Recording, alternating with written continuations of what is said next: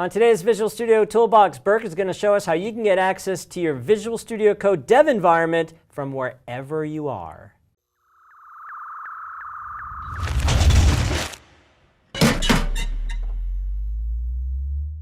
Hi, welcome to Visual Studio Toolbox. I'm your host, Robert Green, and joining me today is Burke Holland. Hey, Burke. Hey, Robert. How are you? I'm good. Welcome to the show. Thank you so much for having me. I appreciate it. Now, you are a cloud advocate here at Microsoft Land? That is correct. What does that mean? Well, it means that I go to conferences and I write blog posts and I wear shirts with oversized cassette tapes on them, very retro. Yep. But mostly I focus on JavaScript and just making the experience for JavaScript developers in Azure better. Okay, just cool. how can we make it better? Cool. And today you are going to show us something called Visual Studio Online. That is which correct. was recently announced. Yes, it's quite new. Yes. So this is very inside. And I said when I saw that, oh, we should do an episode on that. And here we are doing an Yes. episode that's going to show that. Right, lucky you. Here we Yay. are. All right. So what is it?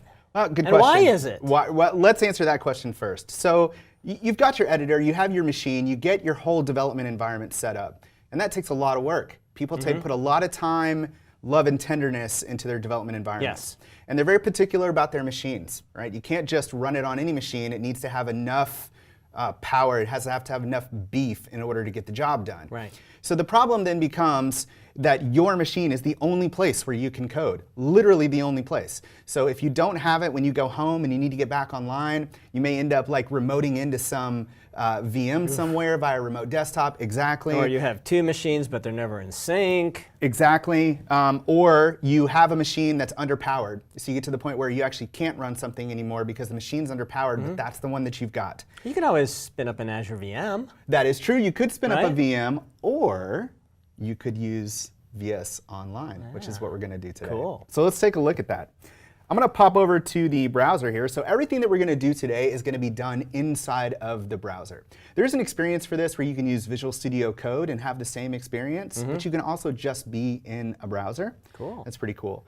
So the first thing we need to do is create an environment. And this is where you're actually sort of selecting that VM. If you were going to make a if VM, you weren't signed in, there'd be a place here to sign in with your same account, your Microsoft account that's tied to your Azure subscription or your Azure DevOps, etc. That's correct. Same person. I've Okay. spared you the tedious details of watching me log in and type my password wrong multiple times. But if you've ever logged into Azure or logged into Azure DevOps, you log into Visual Studio Online as the same person. That is Yes? correct. Okay, Yes, cool. that is right. Tied to the same account. All right. And then you're going to put in the Git repository where your code is. And Okay. you can do the URL, but you can actually just do the repo name and then like this. And so this is the repo that we're going to clone from GitHub into GitHub, our okay. new environment. In the instance type here, you can see that I'm pulling in, I've got a standard Linux box here with 4 cores and 8 gigabytes of RAM. And I can change that. I could get more if I wanted. I can go up to 16 gigs, or I can look at some pricing Does information. it have to be Linux? Let's see here. Apparently, at the moment, it does. Okay. And then this suspend idle environment, what this does is, after a certain amount of time, it just puts the environment to sleep Okay. so that you're not being charged for it actually running, because you do get billed as it runs in addition to the fact that it actually exists. Okay. And so we're going to just leave it at 30 minutes here. And then one thing that we could do here is we could pull in dot files. Dot files. Right. Now, if you're not familiar with dot files, it's a very Linux-specific piece of terminology, but in a Linux bash shell, you can customize the bash shell. You can customize the prompt. You can put in shortcuts. You can put in what they call aliases. Okay. So you can just type a command and then something more elaborate happens. And we store that in what's called a dot file. And it's literally dot something configuration file. So usually dot .shrc or dot .bashrc. And then what people do frequently is they'll put those in a GitHub repository so that they can then pull them down whenever they set up a new machine. So what we have the opportunity to do here is pull in dot files to configure the Linux box that's being created in Azure. Okay. We're not going to do that though. We're just going to go ahead and create this environment here. So this is going to create this machine. It's going to spin it up in an Azure data center here in East US. And you can see here it's creating. So that's what's happening right now, is this VM's actually being spun up for us in the cloud. Now, so the fact that it's a Linux machine obviously says this, you can do .NET Core stuff here, you can do JavaScript stuff here, you can do anything that you can do in Linux, but you can't do Windows only stuff. Yeah, presumably. Presumably. I don't know what the availability of Windows is, Okay. but I would imagine somebody from the, good question for the VS Online team, but for this Okay. demo, we've only got access to Linux. All right. Keeping in mind that we are still in preview here. Got it. And so for easy environment, normally you would have your environment already set up, so you'd go back in, right? But we've created this, so let's just go ahead and go into the environment here. So I'm just going to click on it. And what you're going to see is something that looks awfully familiar. That looks like Visual Studio Code. It does. It looks a lot Oddly like Visual enough. Studio Code, doesn't it? Right there in the browser. I assume there's some shared code going There on behind the is. scenes. There is. So for those who don't know, Visual Studio Code is actually built with TypeScript. And so a lot of the code that actually runs the native platform can be used to build a web client because TypeScript is just JavaScript. Right. Right. It's a very flexible editor. So now we've got it running inside of VS Code here. And let's just pull up the README file. And all of our keyboard shortcuts still work. So I'm just going to do Control-Shift-V to get a preview of this README file. So now I'm previewing the README file right from within VS Code. And we can pull up a terminal. So let's just do that. So I'm going to pull up a bash terminal here. So this is our full bash terminal. So now we're actually on the Linux box with the terminal open. Right. And any commands are good, right? So we can run an ls command. Any of your Linux commands you'll find here. So you can traverse the file system of this machine as if it was an actual machine. Cool. Now, notice here that we have a node modules folder. So I'm just going to expand that. Now, that folder isn't in the repo. Okay, so when we cloned it, there's a package.json file, and VS Online is smart enough to look at that and say, oh, there's dependencies in this project. I'm just going to go ahead and install those for you. So by the time you open the environment, they're already there, which is just one less step that you have to do. Yeah, it's pretty neat. Now, in JavaScript, we don't have, you may know this, we don't have a compiler. Right. There's no compiler for JavaScript. And so we don't know at design time when we're actually writing the code whether or not there are any errors in the code. We just sort of throw it up and pray that it works. Right. And so we have some tools to help us do that. You know, TypeScript has a transpiler that will do that. In this case, we're just using JavaScript, but we have ESLint in here as well. And so VS Code, because we have this ESLint RC JSON file over here, VS Online looks at that and says, oh, you want me to what's called lint your JavaScript, which is basically check it for errors. Right. And that's what it's doing right here. So it's automatically running ESLint on our code and showing us that we've got some errors or some warnings here. So we can see these. I'm going to press Control-Shift-M. It's just going to show us the different errors that we've got. Okay. And these are all warnings. This code will still work, Yeah. but it's actually better not to use var anymore. We want to use let or const are the new Okay. variable types. Good to know. So we can fix this. Let's just highlight this line. I'll just do Control period, and that will give me some options on how to fix this. So notice all of the keyboard shortcuts that I would use in VS Code just work inside of the browser like you would expect them to. Yep. So I'm going to fix this novar problem, and it will do that. Now I could go and do that for the rest of them, or we can just go down and say fix them all. We'll fix all our novar problems, and now no more problems detected. Yeah, pretty neat. So now the next thing we need to do is, because we are developing, this is a little web server. It basically just says hello world, which you can see here. Sets the port, sets the host, says hello world. And then it's going to run this little server so that we can serve up some content. So the next thing we want to do is actually run this. So let's do that. I'm going to come over here. There's a couple ways to do this. We could just press F5, but we can also open up the debug bar and just go ahead and launch it.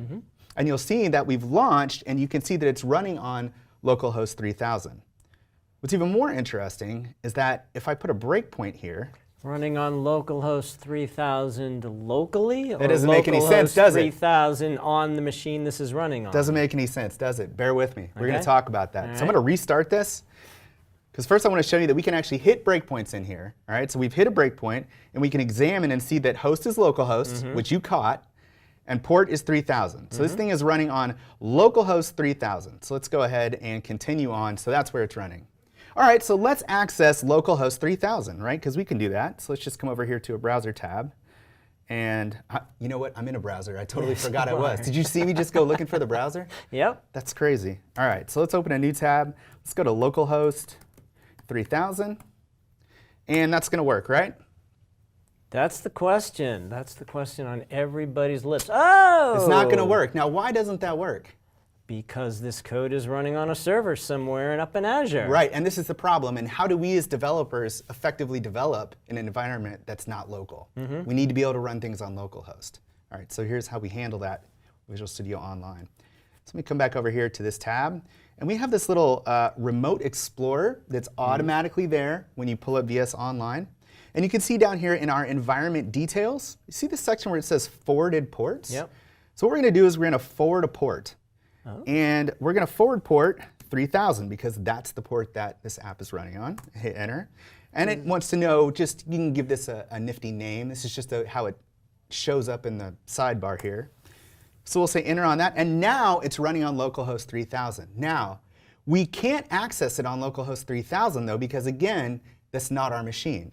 But if we click on it over here on the side, what it does is it opens and you can see it's connecting to the forwarded port. And wait for it. Boom, there's our application. Because I was going to, if it was running locally and the server was pushing stuff down, that raises all kinds of firewall issues and blah, blah, blah. This is a much better. Correct, so right. You're now basically getting to localhost 3000 on the machine this is running on without having to care what it's literally called. Correct, because you really don't care that the URL is localhost. You just want to be able to access the dev environment. Got it.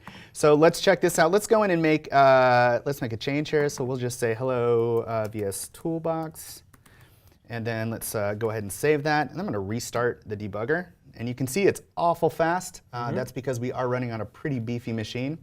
And then let's just stick a breakpoint in here. Let's come back over to our localhost here, refresh, and you'll notice that this is just going to kind of spin and spin and spin, and that's because we have hit the breakpoint inside of Visual Studio Online. So what's really cool about this is... How many times does that happen to you? You set a breakpoint and then you go to the browser, it just spins and spins and spins. And actually then multiple times. Remind yourself. Right. I can see a feature we add where the tab flashes or something to show you that hasn't happened to me since this morning. Right. Exactly. Like, why is this not responding? Yeah. Oh, I set a breakpoint. Well, a lot of times in native apps, it forwards the application. Like I know in VS Code, if you break, it will bring VS Code to the front to show you that. In a browser, it's a little bit different. Yeah. So we're broken in here. We can debug, do any debugging we need to do, step over, step out, continue on. It's basically like a local development environment, but inside of your browser.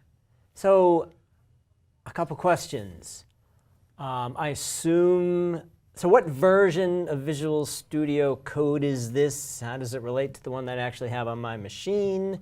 And can I install all of my same extensions? And can I save the environment? Yeah, that's a great question. So let's see here.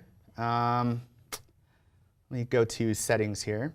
So the answer is this the same version as VS Code that's running on your desktop? No, it's not. It looks like VS Code in the browser, but it is not the same thing that's running on the desktop. But it's probably pretty darn similar. It's very similar. So all of the settings are going to be there. Most of the things that you would do, tweaks that you would provide in settings like themes and things like this, you can totally add in. You can add your extensions. You can add extensions. Not all extensions are supported at the moment, but many extensions are. And then you can save the environment. You can save the environment. It goes into the .vs Code file like you normally would. Right. So if you were working locally and you have that .vs Code folder with a settings.json, put your settings in there, put it in GitHub, pull it into VS Online, and it will automatically pick up those settings.